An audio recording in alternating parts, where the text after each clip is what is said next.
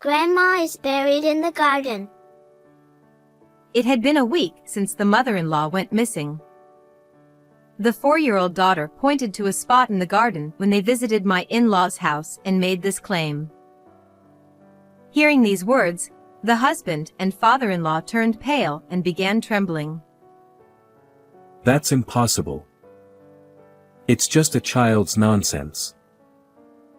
However, I was the only one who believed her because I knew the daughter had mysterious powers. Let's dig. When I rushed to the garden and dug up the soil, I found the mother-in-law in a terrible state. And then, terrifying truths began to come to light. I am Summer, a 32-year-old office worker. Our family consists of my husband Niall, who is 5 years older, and our 4-year-old daughter Addison. Niall, who is cheerful and talkative, utilized his sociable nature to become a hairdresser and eventually started his own salon. The father-in-law is the complete opposite of the husband, being strict and stern, but the mother-in-law is very kind. Having lost my own mother at a young age, I adored her like my real mother. The three of us lived happily, and our relationship with the mother-in-law was wonderful. However, there was one concern. I couldn't get along with my father-in-law, and our relationship was strained.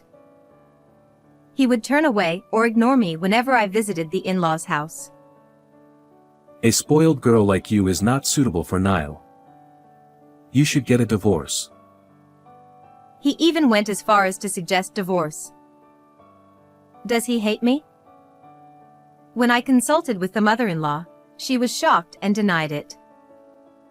I'm sorry for making you feel bad. My husband is just unsociable, but he's a kind person at heart. He must have chosen his words poorly.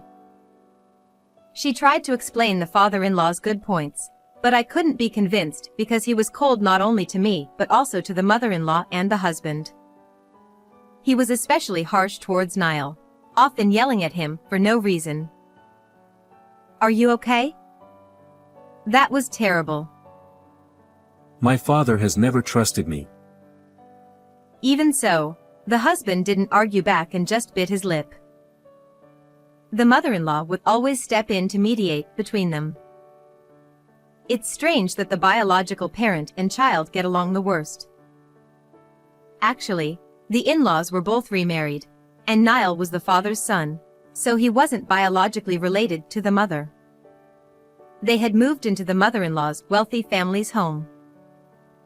I wish they could get along since family members can suddenly disappear. Having lost my mother at a young age, I always felt frustrated. 2 years into our marriage, filled with complex emotions towards the family, our daughter Addison was born. The demands of childcare kept us away from the in-laws' house, which was a 2-hour drive away. I wish we could visit more often so they could see their grandchild. However, when Addison turned 1, my father, who lived alone in his home, fell ill, and I started visiting him for care, which made visiting the in-laws even more difficult. When Addison was 3, despite my efforts, my father passed away. At the funeral 2 days later, the father-in-law attended with a stern expression and said nothing. Even at a time like this, he doesn't say anything. He's really cold. Sensing my distress, the mother-in-law gently comforted me. It's tough, isn't it? We're here for you. The young daughter, not understanding that her beloved grandfather had passed away, looked around the house and talked to herself. Huh? About Mom? Yeah. That's good. Addison, who are you talking to? I can hear Grandpa's voice. He says it's good that the scar on Mom's forehead isn't noticeable anymore. I was shocked. When I was around 2 years old, I had a bad fall while walking with my father, and a piece of glass had deeply cut my forehead. The scar had become almost unnoticeable as I grew up, which had always made my father happy. But Addison shouldn't have known about this. It's just a child's words. Addison probably dreamed about it. The husband didn't take it seriously, but I was convinced that Addison could see my father's presence. Addison must have the ability to understand the words of people who are no longer in this world. Then, about 2 months after the funeral, the mother-in-law came to visit us. "Summer, you have us. Stay strong. And also," she handed me an envelope secretly when Niall wasn't around. "Please take this." Inside the envelope were 3 bundles of $100 bills. I was utterly shocked and confused. "Why are you doing this? I can't accept this." "Huh?" When I tried to return the envelope, the mother-in-law looked puzzled. At that moment, Niall entered the room, and she left without saying anything. When I discussed it with my husband, he turned pale and became worried about his mother. What's going on? We're not in financial trouble. Did she say anything to you? She didn't say anything. I'll ask her directly next time. Don't worry. Niall reassured me, but I couldn't help but worry. I called the mother-in-law's cell phone multiple times, but it never connected. Maybe she's avoiding me because I refused her offer? But I can't just accept money without knowing why. 3 days later, I mustered up the courage to call the mother-in-law to ask. What I heard was shocking. She's gone. What do you mean? She left a typed note saying don't look for me and disappeared 2 days ago. I've been waiting for her to come back. No way. According to the father-in-law, she had disappeared the day after she visited us. She must have had a reason for bringing that money. I should have listened to her. I deeply regretted not understanding the situation. When Niall came home, I suggested filing a missing person report, but he stopped me. Mom must have had enough of Dad. It's probably just a runaway. She'll contact us soon. Thinking about the cold father-in-law, I agreed with Niall. However, that night, the daughter pointed towards the in-laws' house and said something shocking. Grandma is calling. She says to go to Grandpa. Let's go, Mom. What? I couldn't believe my ears, but I quickly remembered the funeral. Addison could talk to the deceased. If she could hear the mother-in-law's voice, then... With a bad feeling, I decided to go to the in-laws' house the next morning. Hey. Nothing good will come from dealing with my father. Ignoring my husband's attempts to stop me, I started preparing to leave with the daughter. Oh, fine. I'm worried about you too, so I'll come too. It was Saturday, and Niall, who was off work, drove us there. When we arrived, the flowers in the garden's flower bed were withered, indicating that the mother-in-law wasn't there to care for them. What are you doing here? The father-in-law appeared at the entrance with a sullen face. We're worried about your wife. Humph. At that moment, Addison, who was looking at the garden, suddenly shouted in a panic. Grandma is buried in the garden. Over there. That's impossible. It's just a child's nonsense. The father-in-law turned pale and denied it, but I believed the daughter. Addison had mysterious powers. Let's dig. I ran to the garden, grabbed a shovel left there, and started digging. Soon, the mother-in-law's altered face emerged from the soil. Oh no! How could you be covered in mud like this? I was so shocked that I collapsed to my knees. The father-in-law was also pale. Then Niall shouted at the father-in-law. His eyes were wide, eyebrows furrowed, and he looked like a demon. You did this, didn't you? I didn't. What are you talking about? The father-in-law denied it frantically, but the husband didn't believe him.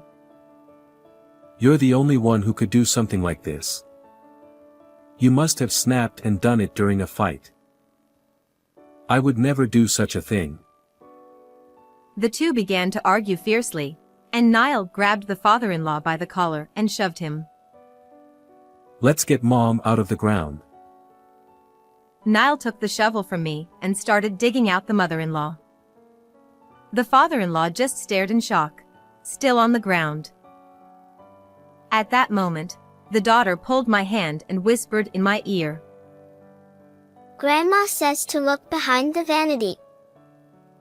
Leaving Niall and the father-in-law, I sneaked into the mother-in-law's room with Addison.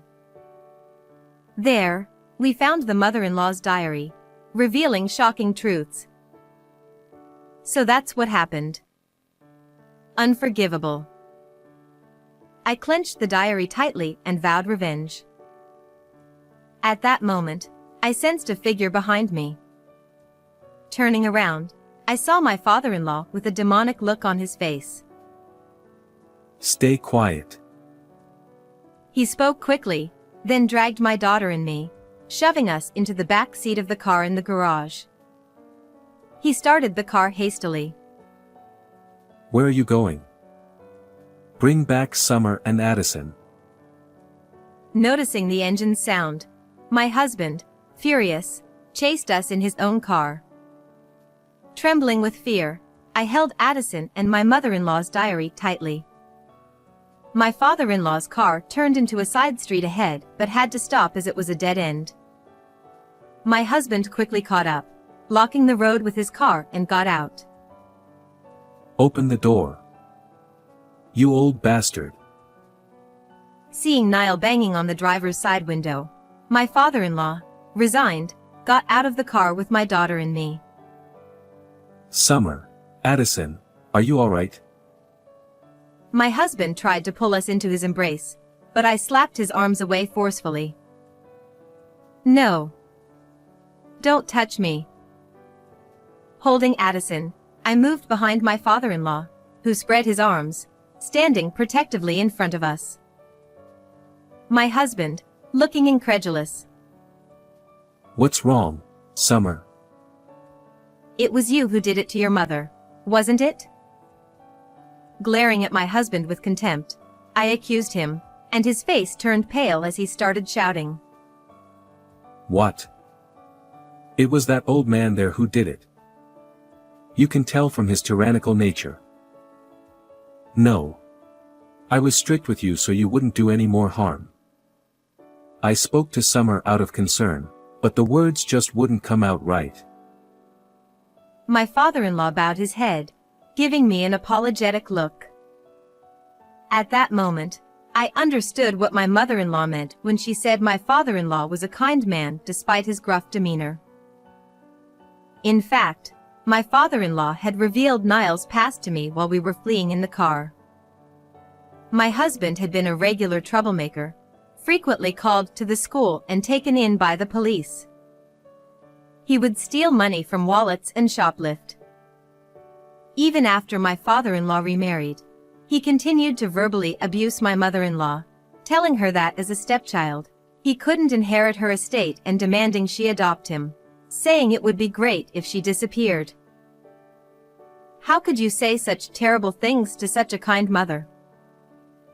My voice shook with anger. My father-in-law's harshness towards Niall stemmed from his greedy actions.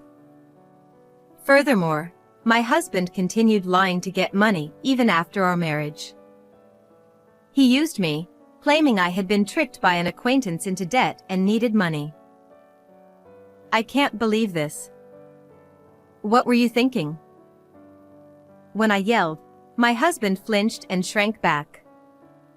My mother-in-law must have tried to give me a large sum of money out of concern, believing my husband's lies. I was just a little short on cash. Stop being hysterical and calm down. How dare you speak to Summer like that? My father-in-law bared his teeth and shouted at Niall, who was making excuses. You hid your faults, spoke ill of me to your parents, and spoke ill of my father to me. That's the lowest of the low. Ugh. My husband, teary-eyed, was overwhelmed by our combined accusations. Then, looking like he had an epiphany, he started ranting. But that doesn't justify me taking her life. Don't accuse me without proof. The proof is right here. I thrust my mother-in-law's diary at him. According to it, she had consulted my father-in-law and decided to leave all her inheritance to her granddaughter, Addison, through a will deposited with a lawyer. However, Niall unexpectedly found a hidden copy of the will and demanded the real one, making her fear for her safety. That's a lie. It's just the ramblings of an old woman. Besides, a diary isn't proof. As my husband smugly dismissed it, Addison suddenly staggered, her face turning terrifyingly different as she shouted in a low voice. I won't get the inheritance because I'm not her biological child. I'm furious. I'll send you to the other side. Hearing this, Niall's eyes widened, and he collapsed to his knees, trembling. How does Addison know my last conversation with Mother? Can you really talk to the dead? Is Mother here? Addison, rolling her eyes back, nodded with her head lolling. A warm wind blew, ruffling Niall's hair as if being patted. Stop it, Mother. Turning pale, my husband began to cry and made a shocking confession. I wanted money. I had an affair with a married woman I met at my salon and had to pay compensation. I also harassed a new hairstylist and had to pay more compensation. It's terrible. What? You did that? The terrible one is you scumbag. Hearing my husband's misdeeds, my father-in-law beside me held his head in his hands, shocked by his fears coming true. I thought the inheritance would cover the debts I incurred from the compensations, but she left it all to Addison. Niall ground his teeth in frustration. Did you see your mother as just a wallet? No wonder she decided to leave you nothing. My father-in-law shouted, veins bulging on his temples, and finally, Niall confessed out of defiance. Yes, so I got rid of her. Everyone fell silent at his horrifying words. It was you, after all. No. That's not. Having blurted out the truth, Niall panicked. I'm her son, so I'm entitled to the inheritance. After 7 years of her disappearance, everything would have gone to my father and eventually to me, so I took a knife. Suddenly, a strong wind blew from behind Addison. I always believed in you, always. Always. Addison, eyes rolled back, raised her hand, causing a whirlwind to form around my husband, assaulting him with a warm, stormy air. I'm sorry, Mother. Forgive me. Niall, covering his head, curled up on the ground, tears and drool dripping as he begged for forgiveness from my mother-in-law. My father-in-law, seeing his son in such a state, bowed his head deeply. The wind stopped, and Addison's expression returned to normal. Hugging my exhausted daughter, I told my husband, "It's too late for apologies. Your mother's life can't be restored. Tell the police everything honestly." Please, if it gets out that I killed Mother, I'll never get out of prison. Keep it a secret. We're husband and wife. Your mother was more like a real parent to me than you ever were. I will never forgive you. When I coldly declared this, his shoulders slumped. Later, I submitted the recorded conversation with my husband to the police as evidence. He was found guilty and imprisoned. I divorced Niall and demanded $20,000 in compensation for emotional distress and $100,000 in child support. Even if he gets out, he'll face a lonely life of paying off his debts. Now, I've come to appreciate my father-in-law's kindness and we continue to keep in touch. My mother-in-law's inheritance, as stated in her will be kept for my daughter's future. As Addison grows, her mysterious powers are fading, and that's fine by me. For my daughter's bright future, I plan to live positively and happily.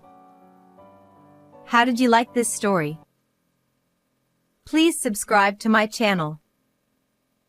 See you in the next video.